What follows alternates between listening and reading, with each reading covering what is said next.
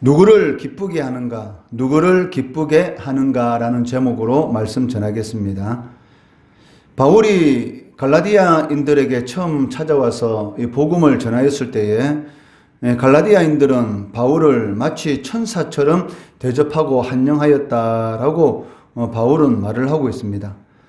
그리고 그들은 바울이 전한 복음, 즉 할례와 율법 없는 복음을 하나님께서 주신 계시다라고 생각하고 그 복음을 받아들였던 것입니다.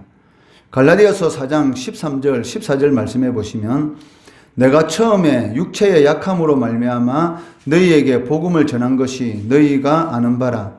너희를 시험하는 것이 내 육체에 있으되 이것을 너희가 업신여기지도 아니하며 버리지도 아니하며 오직 나를 하나님의 천사와 같이 또는 그리스도 예수와 같이 영접하였도다라고 기록하고 있습니다.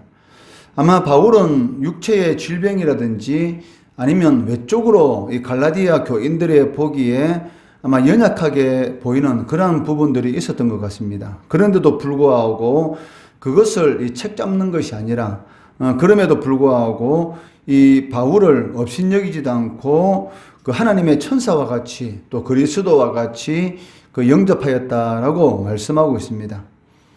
그렇지만 바울이 갈라디아 교회를 떠난 사이에 이 유대주의적 그리스도인들이 갈라디아 교회에 들어와서 이 바울의 사도직에 대해서 공격하고 바울이 전한 그런 복음을 무너뜨리려는 그런 선동을 하였던 것입니다.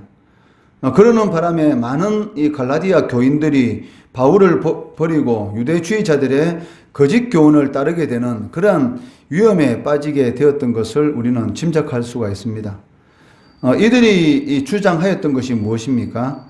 그 예수를 메시아로 믿는 것만 가지고는 구원을 얻을 수 없기 때문에 할례와 율법 준수와 같은 그러한 조건들을 반드시 덧붙여야지만이 구원을 받을 수 있다라는 것을 강조하였던 것입니다.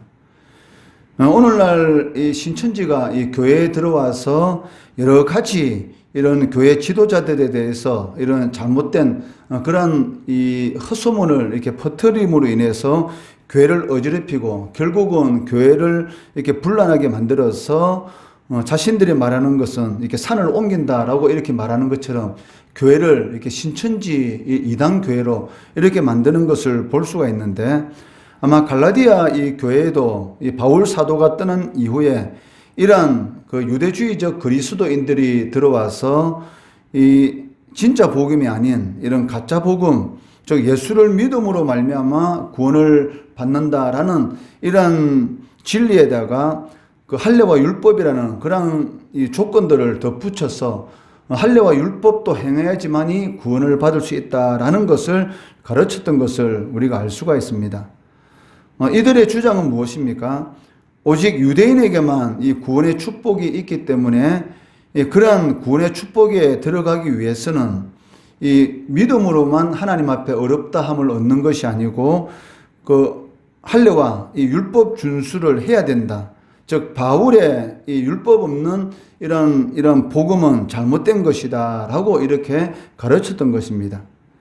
쉽게 말한다면 그 유대교로 개종해야지만이 유대인처럼 즉 하나님의 복을 받을 수 있다라는 이러한 이 믿음으로 구원을 받는다는 이러한 것과 또 유대주의적인 이런 할례와 그리고 이런 율법 준수 이러한 조건들을 덧붙여서 갈라디아 교인들에게 이 가르침으로 인해서 교회 안에 상당한 이런 혼란이 이렇게 야기되었던 것을 알 수가 있습니다. 그런데 문제는 이러한 다른 복음을 갈라디아 교회 교인들이 기꺼이 받아들이려고 하였던 것입니다. 이러한 위기 상황 가운데서 바울은 자신이 전한 이 복음의 진리를 회복시키기 위해서 이 갈라디아서를 쓰지 않으면 안 되었던 것입니다. 바울은 오늘 본문 1장 7절 말씀에서 다른 복음은 없다라고 강조하고 있습니다. 7절 말씀해 보시면 다른 복음은 없나니 다만 어떤 사람들이 너희를 교란하여 그리스도의 복음을 변하게 하려 함이라라고 말씀하고 있습니다. 여기 다른 복음이라는 것은 복음이 아니다라는 그런 이 의미입니다. 그렇다면 이 유대주의적 그리스도인들이 이처럼 이 다른 복음을 전한 그 이유가 무엇입니까? 이 7절 말씀해 보시면 성도들을 이 교란해서 그리스도의 복음을 변하게 하려 함이니라라고 이렇게 말씀하고 있습니다. 여기 변하게 한다라는 이 말은 그 믿음으로 구원을 얻는다라는 이 그리스도의 복음을 완전히 뒤집어 엎어서 전혀 다른 그런 복음으로 왜곡시킨다라는 그런 의미를 가지고 있다는 것이죠. 그러니까 이단이 되는 그 이유가 무엇입니까? 신천지도 교회다 이렇게 말을 하고 있고, 구원파도 자신들이 이 교회다 이렇게 말을 하고 있고, 하나님의 교회 이렇게 말을 하고 있는데, 이 말씀이 말씀대로 증거가 되지 않으면 그것은 이 교회가 아닌 것입니다. 이 교회의 3대 표지가 있지 않습니까?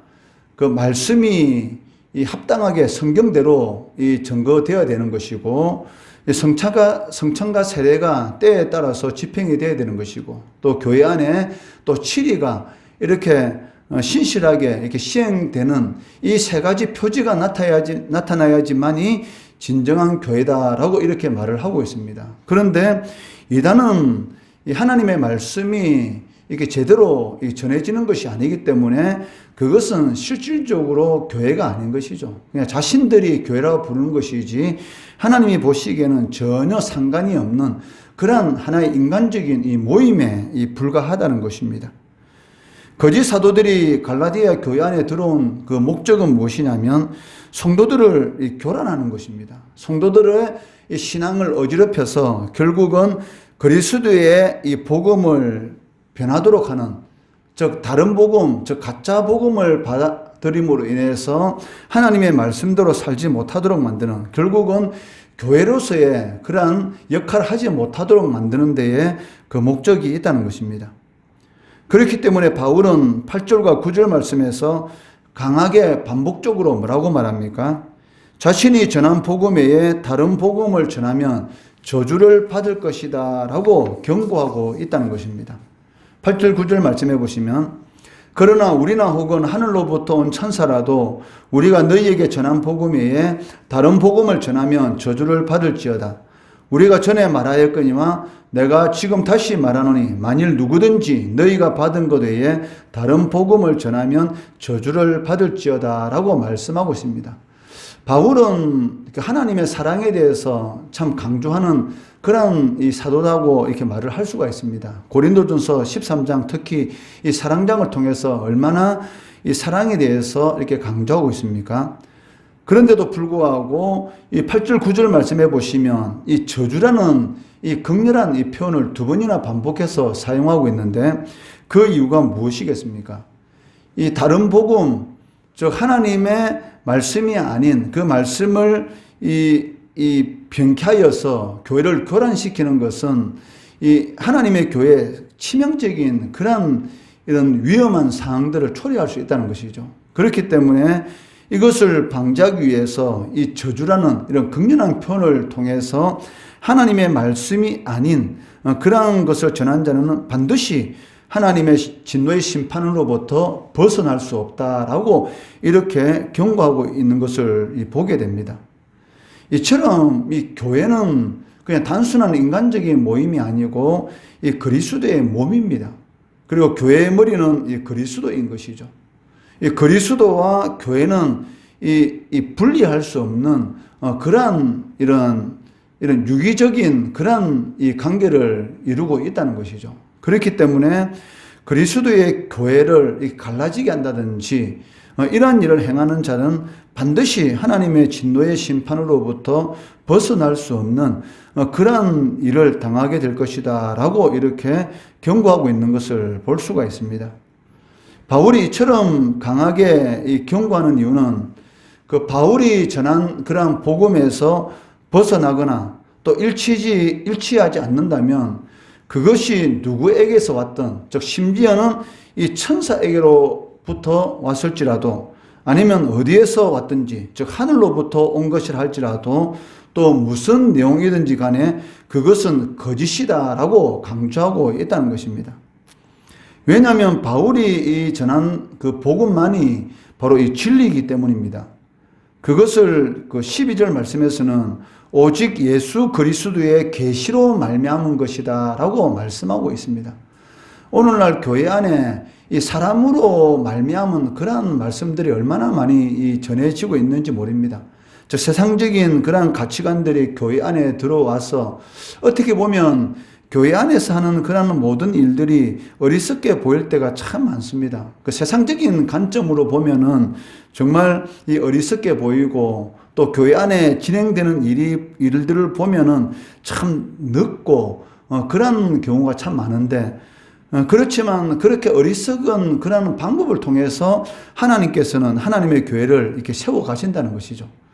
이것은 바로 이 비밀입니다. 그러니까 우리 인간적인 생각으로는 도저히 이해할 수 없는 그러한 이런 비밀스러운 그러한 능력이 교회 안에 임함으로 인해서 하나님의 교회가 이렇게 세워지는 것이죠.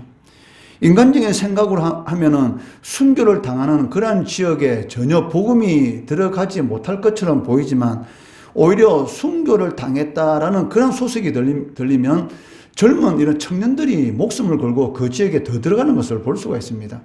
이것이 참 이상하지 않습니까? 그리고 순교의 피가 뿌려진 그런 지역에 보면 이 복음이 더욱더 왕성하게 이렇게 일어나는 것을 볼 수가 있습니다.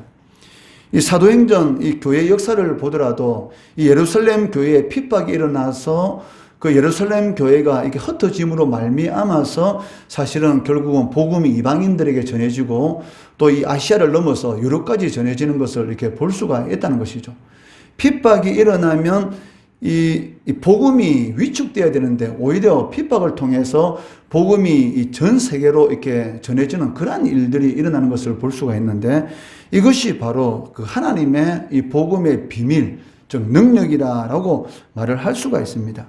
그러니까 우리의 생각과 하나님의 능력하고는 참 다릅니다. 그렇기 때문에 성도들이 하나님의 말씀을 잘 배워야 되고 또 하나님의 말씀을 주야로 묵상해야 되고 또 하나님 앞에 간절히 기도해야 되는 그 이유가 무엇이냐면 바로 이 복음 안에 있는 그 하나님의 비밀의 능력을 깨닫기 위한 것이죠.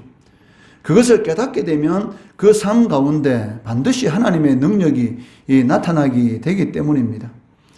그러니까 바울이 이 자신이 전한 복음은 예수 그리스도의 계시로 말미암은 것이다 라고 이렇게 말하는 것은 자신이 전한 이 복음이 바로 신적 권위를 지닌 그러한 말씀이다 라는 것을 강조하는 것입니다.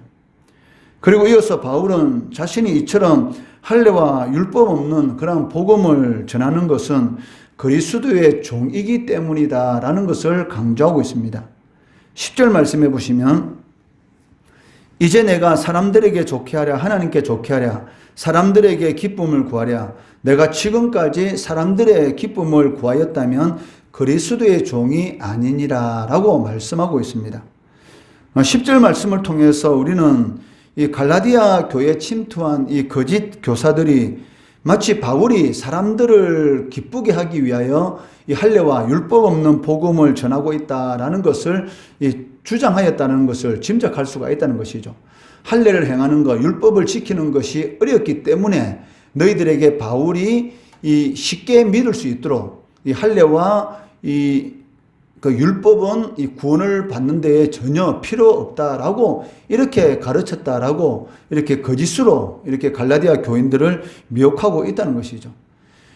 이 할례를 행하지 않고 율법을 지키지 않고 또 오직 믿음으로만 구원받는다라는 것은 어떻게 보면 이 거짓 교사들이 가르친 것처럼 쉽게 이 구원을 받을 수 있는 그런 길을 열어주는 것처럼 이렇게 보입니다. 사실 너무 쉽기 때문에 사람들이 받아들이지 않으려고 하는 그런 모습을 볼 수가 있습니다.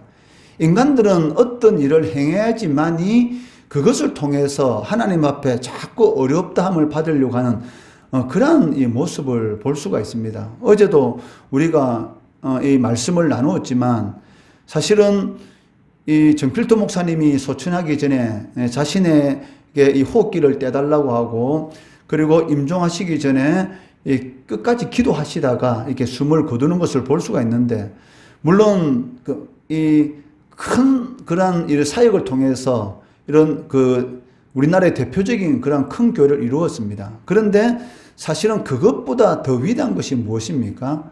그 목숨이 끊어진 그 순간까지 끝까지 하나님을 신실하게 의지하고 하나님 앞에 기도하시다가 그 숨이 멈췄다는 것. 이것이 더 큰 위대한 것이지 않겠습니까?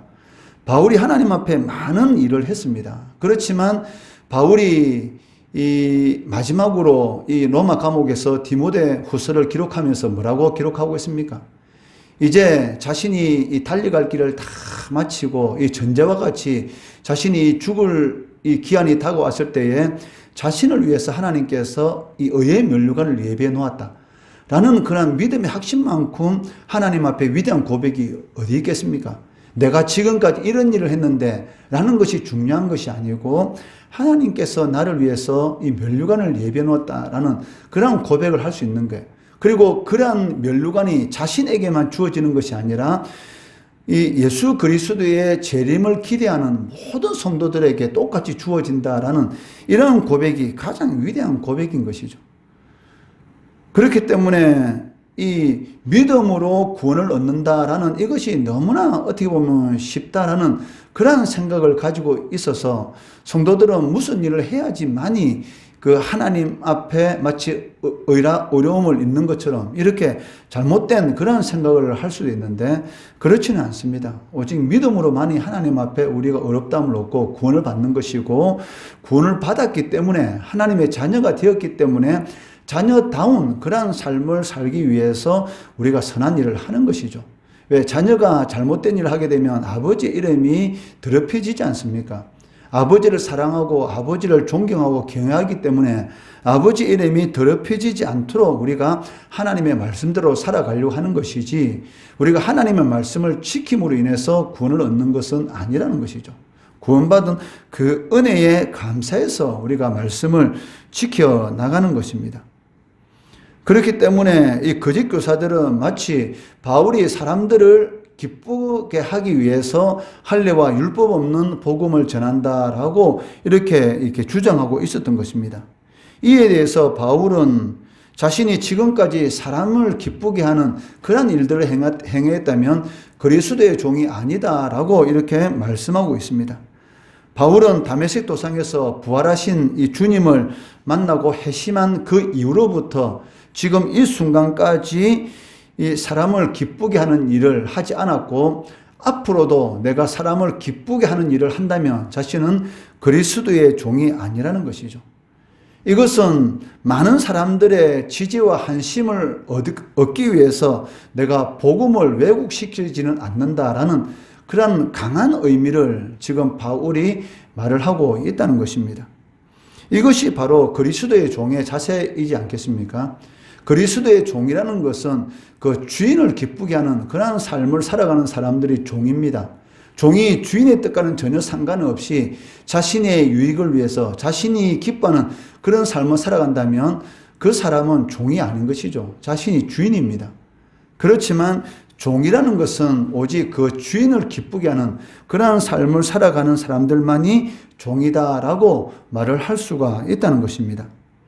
바울은 10절 말씀을 통해서 우리들에게 그리스도의 종의 조건이 무엇인지를 설명하고 있는데 그것은 사람을 기쁘게 하는 것이 우선순위가 되어서는 안 된다는 것이죠. 물론 사람을 기쁘게 해야 됩니다. 왜냐하면 인간관계 가운데서 서로 함께 지내면서 사람을 기쁘게 해야 될 그런 필요도 있지 않습니까? 그렇지만 우선순위가 바뀌어야면 안 된다는 것이죠. 그 하나님을 기쁘게 하는 것이 첫 번째 우선순위인 것이고 그리고 그 일을 통해서 할 수만 있으면 모든 사람들과 잘 지내는 것 그것이 하나님의 뜻입니다. 바울 사도도 그렇게 말하지 않습니까? 할 수만 있다거든 모든 사람과 화목하라 이렇게 말을 하지 않습니까? 자신의 유익을 구치지 말고 다른 사람들의 유익을 구함으로 인해서 어떻게 하든지 화목한 그러한 삶을 살아가도록 바울이 권면하고 있습니다. 왜냐하면 교회는 한 몸이기 때문에 다른 사람이 나 때문에 만약에 이런 상처를 받게 된다면 그 상처가 그 사람만 상처받는 것이 아니고 온 교회의 고통이 될 수 있기 때문입니다. 그렇기 때문에 할 수만 있으면 모든 사람과 화목해야 되는 것이 하나님의 뜻인데 그렇지만 우선순위는 하나님과 화목하는 것이죠. 이것에 대해서는 이 바뀔 수가 없다는 것입니다. 그렇기 때문에 바울은 그리스도의 종은 오직 주인을 기쁘게 하는 그러한 삶을 살아가는 것이다 라고 말씀하고 있습니다.